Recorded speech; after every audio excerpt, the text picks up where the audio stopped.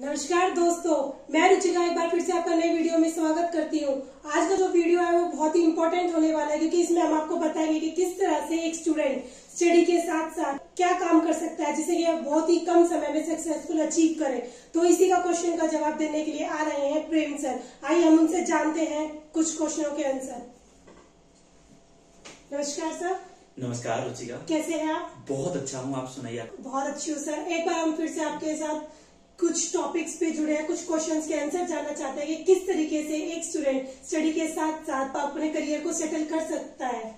तो मैं आशा करती हूँ कि आप हमारे क्वेश्चन का आंसर फिर से बेहतरीन तरीके से देंगे। तो इसी के साथ सर हम वीडियो स्टार्ट करते हैं। हमारा पहला क्वेश्चन सर आपसे ये है, सर आप अपने बारे में बताएं कि इतनी कम उम्र में आपने ये इतना सब कैसे किया, और इसी के साथ साथ लोगों को आप क्या सजेशन देना चाहेंगे? रुचिका, सबसे पहले हमारे लाइफ का एक सबसे इम्पोर्टेंट हिस्सा होता है हमारा घर। आपके घर का माहौल कैसा है ये डिसाइड करेगा कि आपका कैरेक्टर कैसा होगा, और यही डिसाइड करेगा आप लाइफ में कितने सक्सेसफुल होंगे। Got it? अब समझिए एक पर्सन है जिसके घर में सभी लोग कुछ ना कुछ गलत संगतों में लगे पड़े हैं। आप जाकर देखिए, उनका आने वाला जो भी पर्सन होगा, जो भी उनके बच्चा होगा, जब बड़ा होगा तो वो भी वैसा ही कॉपी करने की कोशिश करेगा। लेकिन आप एक सक्सेसफुल पर्सन या एक अच्छी फैमिली के घर में आप जाओगे ना, वहां आप देखोगे कि उनके पेरेंट्स, उनके सभी लोग हमेशा पॉजिटिव बातें करते हैं, पॉजिटिव एनवायरनमेंट रहता है, जिससे उसका बच्चा भी वैसा ही सीखने की कोशिश करता है और बड़ा होकर वो वैसा ही करता है।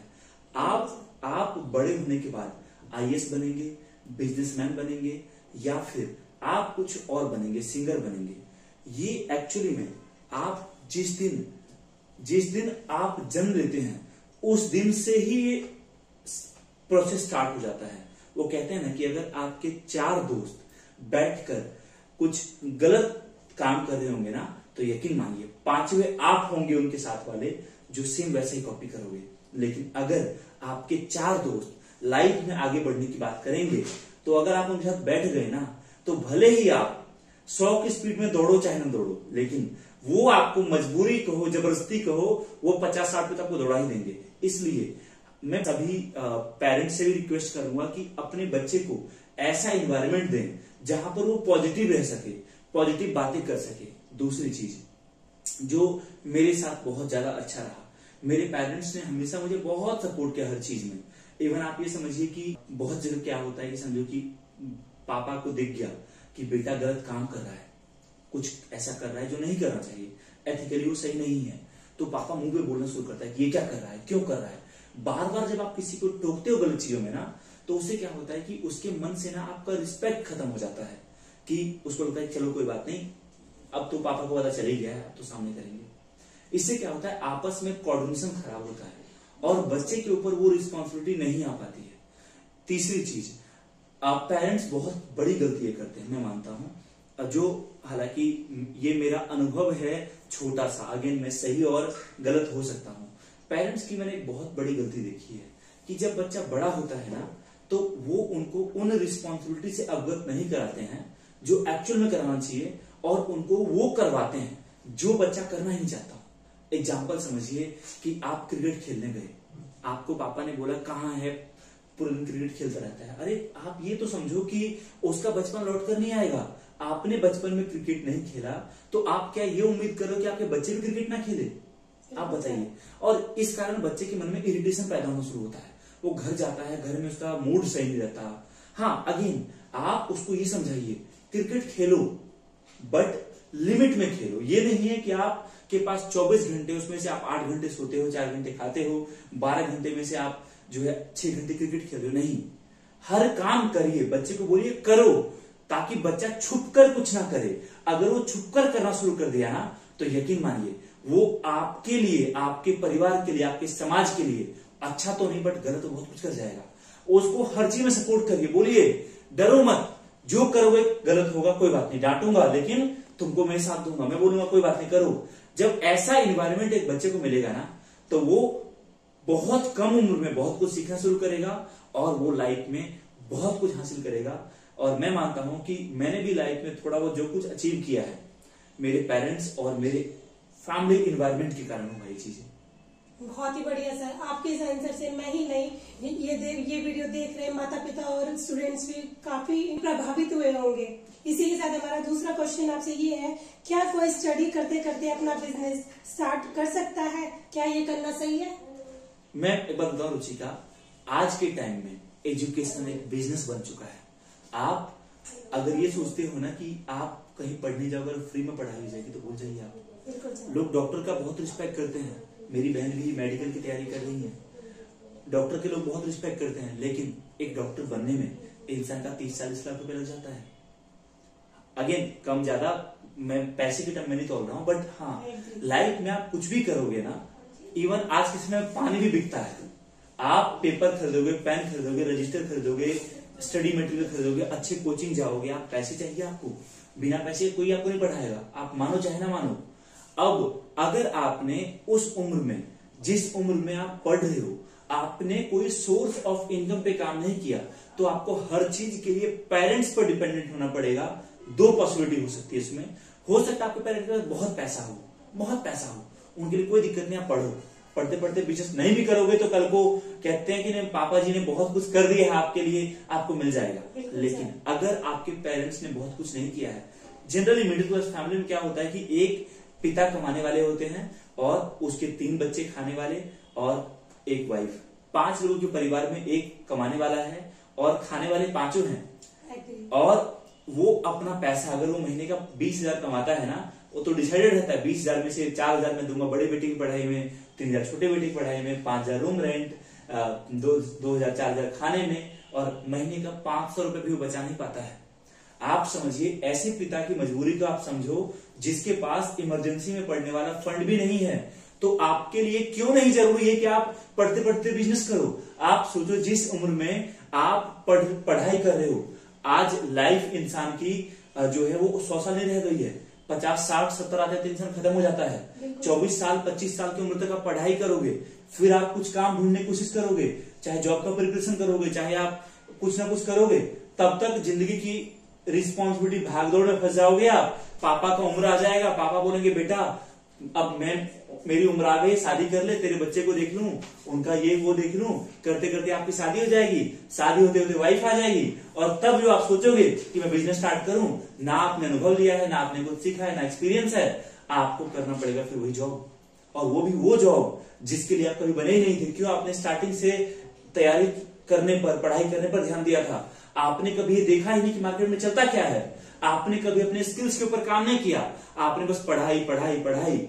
मैं नहीं बोल रहा पढ़ाई गलत है, आप जिंदगी में जितना पढ़ोगे आप उतने आगे बढ़ोगे, बट उसके साथ साथ, पढ़ाई के साथ साथ कमाई पर भी आपको ध्यान देना पड़ेगा कि आप क्या स्किल सीखो, जिससे आप कम उम्र में पढ़ाई करना के साथ साथ बिजनेस करो, 10 रुपए कमाओ। बिजनेस का मतलब, बहुत लोग समझते हैं कि क्या बिजनेस का मतलब यह है कि मैं ऑफिस लूं, 4 लोग मेरे पास हो, मेरे पास लैपटॉप हो, मेरे पास कोई प्रोडक्ट हो तो ही बिजनेस है। ना ना ना ना, बिजनेस का मतलब है कोई भी चीज को खरीदना और बेचना।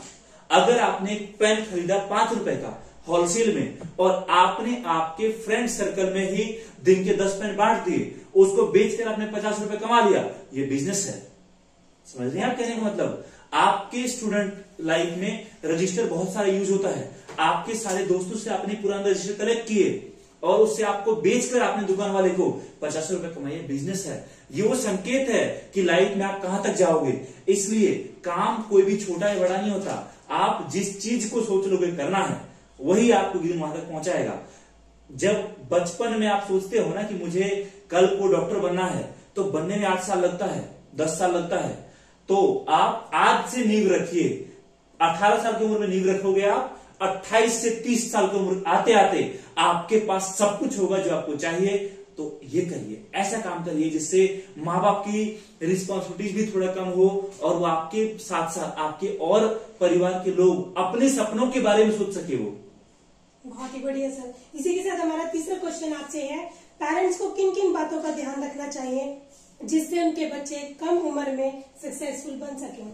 बिल्कुल, आज के समय में जनरेशन गैप एक बहुत बड़ा प्रॉब्लम है।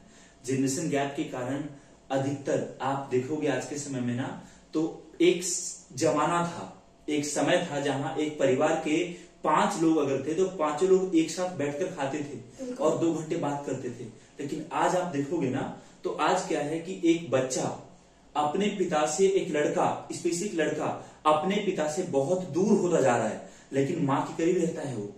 आप देखोगे बेटा सोचता है कि मैं अपने बाप को हर खुशी दूं, बेटा सोचता है कि अगर मेरे पिताजी को कोई परेशानी आएगी सबसे पहले मैं खड़ा रहूंगा, लेकिन बेटा कभी ये नहीं सोचता है कि आज मैं ऑफिस से घर आया हूं तो आधा घंटे पापा से बात कर लेता हूं। घर जाने के बाद वो फोन चलाता है और फोन पे बिजी हो जाता है, और इस कारण आपस में कोऑर्डिनेशन खराब होता है। और अभी ये प्रॉब्लम है तो यकीन मानिए आज से अगर अभी आपकी उम्र 20 साल है और 20 साल में ये आधे घंटे का गैप है ना, तो ये 30 साल आते आते ऐसा होगा कि ये गैप आपका 7 दिन 10 दिन में बदल जाएगा कि पापा दूसरे रूम में हैं, आप दूसरे रूम में हो ना, आपकी बात कभी होगी और गलती से पापा ये चले गए ना तो अफसोस होगा, काश अगर उस समय में समझ चुका होता मेरे पापा कितनी इंपॉर्टेंस है। तो ये है जनरेशन गैप, इसको बोलते हैं जनरेशन गैप। और सही मायने में हम उस जमाने में जी रहे हैं जहां पर ये वो आखिरी जनरेशन है जहां पर आपकी माँ को फोन चलाना नहीं आता, वरना जैसे आप फोन पे लगे हो ना, आने वाले समय में आपकी माँ पापा भी फोन पे लगे रहेंगे, हाँ बेटा खाना बन चुका है, मैं टिकटॉक देख रही हूँ, खाना खा लीजिए, होने वाला है। और इसका असर पड़ेगा आपके करियर पर, आपके जॉब पर, आपके बिजनेस पर। जब आप अपने परिवार में ही खुश नहीं रहोगे, जब आप उनसे बातें नहीं करोगे, जब आप उनकी खुशियों को नहीं जान पाओगे, जब अपने दुख को आप शेयर नहीं कर पाओगे, तो कहां से आप ये उम्मीद कर सकते हो कि आपको जिंदगी में बहुत कुछ हासिल करोगे। जैसा आप घर में कर रहे वैसे बाहर होगा आपके, ना आपके ऑफिस में स्टाफ से बनेगी, ना वो आपको समझ पाएंगे, ना आप समझ पाओगे, ना कस्टमर से बनेगा। ये सब आपस में एक साइकिल है, कनेक्टेड है। इसलिए पेरेंट्स को ये ध्यान रखना चाहिए कि जब उनका बेटा, जब उनके बच्चे घर आए तो एटलीस्ट उनसे कुछ कुछ डिस्कस करें, जबरदस्ती भी करे लेकिन करे, ताकि उनके बच्चे हमेशा उनके करीब रहे, ताकि उनके बच्चे जब कोई प्रॉब्लम में आए तो उनके बच्चे उनसे शेयर कर सके। दूसरी चीज जो जिस चीज के मैं बिल्कुल खिलाफ हूं, हमारे देश में बच्चा पैदा होता है उस टाइम पर 2 चीज डिसाइड हो जाता है, उसका नाम, उसका काम। समझ रही हैं आप? ये दोनों चीज बचपन में पैदा होने के दिन ही डिसाइड हो जाता है कि मेरा बेटा डॉक्टर बनेगा, कलेक्टर। अरे शर्मा जी का बेटा तो डॉक्टर बना है, वो इतना पैसे कमा रहा है, मैं भी अपने बेटे को डॉक्टर बनाऊंगा। बच्चे से इंटरेस्ट नहीं पूछी जाती। ये भी बात सही है कि पूछे कि बच्चा तो बोल ही नहीं पाता तो इंटरेस्ट कैसे पूछेगा। आप जब आपका बच्चा बड़ा होना शुरू होता है उनके इंटरेस्ट को जानने की कोशिश करिए। क्या पता 3 इडियट आपने देखी है ना? yes, sir. उसमें जो मुझे नाम याद नहीं है, क्या था, इरफान, राइट, जो भी थे वो, उनको फोटोग्राफी करना था, लेकिन उनके पेरेंट्स उनको इंजीनियरिंग करवा रहे थे, ये कर वो कर। बाद में जब वो फोटोग्राफी करने गया तो उसने लाइफ में वो हासिल किया जिसमें उसको खुशी मिलती है। यकीन मानिए बिजनेस या कोई भी काम या स्टडी या यूपीएस या आईएएस चाहे कलेक्टर, कोई सा भी काम है, जब तक इंसान खुश नहीं होगा तब तक वो कभी उसमें सक्सेसफुल नहीं हो सकता। मैं इस काम को करता हूं, मैं खुश हूं इसलिए कर पा रहा हूं, वरना हडल यहां भी आता है, प्रॉब्लम यहां भी आता है, परेशानी यहां भी आती है। ऐसा लगता है कि हवा का झोंका आता है जो सब कुछ उड़ा के चला जाएगा, लेकिन मैं यहां टिक इसलिए पाता हूं क्योंकि मुझे इंटरेस्ट है इसमें। अगर आज मैं वो करता जो मैं नहीं करना चाहता, बस इसलिए करता कि माँ बाप बोलते कि बेटा मेरी आखिरी इच्छा है कि तू डॉक्टर बन जा, मैं बना ही नहीं उसके लिए, मैं कहां से बन पाता। तो माँ बाप, पेरेंट्स से मेरा रिक्वेस्ट है कि बच्चे को उसके इंटरेस्ट के हिसाब से करने दीजिए। हाँ, गाइड करिए, उन पर भरोसा करिए आंख खोलकर कि वो कुछ गलत रास्ते पे ना चला जाए, लेकिन उनके इंटरेस्ट के हिसाब से उनको जिंदगी में आगे बढ़ने दो। जब आप उनके ऊपर अपने दबाव थोपोगे कि बेटा डॉक्टर बन जा, तो माँ बाप के सामने कई बार बच्चा ना बोल नहीं पाता है कि पापा मुझे डॉक्टर नहीं बनना है। 100 में से 90 बच्चे ऐसे होते जो बोले नहीं पाते कि मुझे करना क्या है। वो सोचते हैं अरे बोलूंगा पापा गुस्सा हो जाएंगे, मम्मी गुस्सा हो जाएगी, दुखी हो जाएंगे, मैं ही तो उनका हूं, वही तो मेरे हैं। इस चक्कर में वो अपनी करियर खराब कर लेता है। वो 30 साल की उम्र तक सरकारी नौकरी, किसी और चीज की तैयारी करता है और उसके बाद पता चलता है मैं बना ही नहीं उसके लिए। और 30 साल की उम्र, जिस समय तक टेक्नोलॉजी बदल चुका है, सारी चीजें बदल चुकी है, ऑटोमेशन में जा चुका है, उस टाइम पर उसके माँ बाप बोलते हैं बेटा तेरे से ये तो हो नहीं पा रहा, एक काम कर तू कहीं जॉब कर ले, और वो जॉब के धक्के खाता है, बेरोजगारी बढ़ती है। इसलिए पेरेंट्स से रिक्वेस्ट है बच्चे को उनके इंटरेस्ट के अकॉर्डिंग कुछ करने दें, आंख खोलकर भरोसा करें ताकि वो जिंदगी में तरक्की करे और अपने अकॉर्डिंग अपनी मंजिल चुन सके। सर मैं आपके इस क्वेश्चन से 100% एग्री करती हूँ, क्योंकि हम जहाँ भी देखते हैं ये चीजें मोस्टली होती है कि पेरेंट्स अपने सपनों को अपने बच्चों पर थोपते हैं। तो मैं भी ये रिक्वेस्ट करना चाहूंगी कि प्लीज आप अपने सपनों को अपने बच्चों पर ना थोपिए, उनके सर पे एक बोझ मत रखिए, बल्कि उनके सपनों को जानिए और उन्हें सपोर्ट कीजिए। इसी के साथ हम अपने नेक्स्ट क्वेश्चन की ओर बढ़ते हैं, और हमारा नेक्स्ट क्वेश्चन आपसे ये है, स्टूडेंट ऐसी क्या गलती करते हैं जिस कारण सब कुछ करने के बाद भी लाइफ में बहुत कुछ नहीं कर पाते? इसका ना मैं बहुत शॉर्ट एग्जांपल दूंगा। जब मैं जो है ग्रेजुएशन कर रहा था, उस टाइम पर मेरी क्लास में 110 बच्चे थे, और इस 110 में बहुत ऐसे थे, पैसा बहुत था, कार से आते थे वो। इन 110 में से जब शुरुआत में मुझे लगता था सब पढ़ने वाले हैं, वाह यार बीसीए कंप्यूटर से रिलेटेड कोडिंग में इतने लोगों को इंटरेस्ट है क्या। मैं धीरे धीरे दोस्त बने, 5 महीने 6 महीने हुए, जब बात करना शुरू किया तो पता चला इस 110 में से 30-40 वैसे लोग थे जिन्होंने 12th कंप्लीट करने के बाद माँ बाप ने कहा बेटा एक काम कर, शर्मा जी के बेटे ने बीसीए किया तू भी कर ले। 100 में उस 110 में से 40 बच्चे ऐसे थे, उसमें से उसके अलावा 20 से 25 बच्चे ऐसे थे जिनको ये क्लियर ही नहीं था करना क्या है। उनको किसी ने कहा भाई एक काम करो, आपने अच्छा आपको कंप्यूटर में इंटरेस्ट है क्या, ओके ओके ओके एक काम करो बीसीए कर लो। उन्होंने ना स्टडी किया, ना जाना, ना समझा क्या है बीसीए, करने लग गए। 100 में से 110 में 80 तो ऐसे चले गए, बाकी बच गए 30 बच्चे। उस 30 में से 15 बच्चे ऐसे थे जिन्होंने बीसीए ले तो लिया था, लेकिन उनको ये क्लियर नहीं था कि बीसीए करने क्यों आए हैं, वो क्या करना है उनको लाइफ में, कहां जाना है उनको क्लियर नहीं था उनको। और वो बीसीए करने आए, बट वो एक्स्ट्रा एक्टिविटीज में लगे, यहाँ पर डांस में, नाटक में, नुक्कड़ नाटक में, इन सब में लग गए थे। हमारे कॉलेज में नुक्कड़ नाटक बहुत होता था, इन सब में लग गए। आए थे बीसीए करने, डिग्री उनको बीसीए की मिली है, बट एक्सपीरियंस किसी के लिए उन्होंने नाटक का। मैं नहीं बोल रहा कि कोई चीज गलत है, बट आप देखिए इससे क्या हो रहा है, आपका रास्ता बदल रहा है। अब गिने चुने उस 110 में से 10 बच्चे थे जिनको ये क्लियर था कि वो बीसीए करने क्यों आए थे, और वो 10 बच्चे बीसीए खत्म होने के बाद आज अपने अपने फील्ड में एक्सपर्टीज हासिल करके, चाहे मैं अपने बिजनेस में आ गया, मेरे और दोस्त थे वो आगे हायर स्टडी कर रहे हैं, कुछ गवर्नमेंट जॉब में चले गए, कुछ और ने अपना बिजनेस स्टार्ट कर लिया, और बाकी जो 100 बच गए थे ना, उन 100 में से यकीन मानिए आज 20 से 30 बच्चे ऐसे हैं जो आज एमबीए कर रहे हैं। एमबीए कर रहे हैं, एमबीए उनको करना चाहिए था एमसीए, बट वो कर रहे हैं एमबीए। हो सकता है एमबीए बाद वो पीएचडी करेंगे, उसके बाद वो बीकॉम करेंगे, तब तक उम्र हो जाएगी, सोचिए काम करते पढ़ाई करके तो कुछ हुआ नहीं, कुछ साथ साथ काम कर लो। इसलिए आपको ये क्लियर होना जरूरी है कि लाइफ में कहां जाना है। अगर आपके पास 2 ही चीज होगा, अगर आपके सामने कोई है, चाहे वो आपके पेरेंट्स हो, चाहे दुनिया का आपके अलावा कोई और इंसान हो, या तो आपके कहने पर वो चलेगा या उनके कहने पर आप चलोगे। आप देखो क्या करना है आपको। अगर आपने आपके सपने नहीं दिखाए कि मुझे ये पूरा करना है, यकीन मानो लाइफ में एक दिन आप दूसरों के सपने पूरे कर रहे होंगे। इसलिए अपने विजन को फॉलो करिए, क्या करना है उस पर काम करिए, और उसके हिसाब से चलिए। लाइफ में आप जहां जाना चाहते हो वहां पहुंचोगे। बिल्कुल सर, मुझे बहुत अच्छा लगा आपसे आपके विचार जानकर, आपका एक्सपीरियंस जानकर, और मैं आशा करती हूँ कि प्रेम सर का एक्सपीरियंस जानकर आप लोग भी प्रभावित होंगे। और इतना ही नहीं, मैं सभी के माता पिता से भी रिक्वेस्ट करूंगी कि प्लीज वो अपने सपनों को बोझ अपने बच्चों पर ना डालें और उनके सपनों को जानकर उन्हें सपोर्ट करें। इसी के साथ मैं आपसे अलविदा लेती हूँ और मिलते हैं हम नेक्स्ट वीडियो में। धन्यवाद। थैंक यू सो मच, बहुत बहुत धन्यवाद।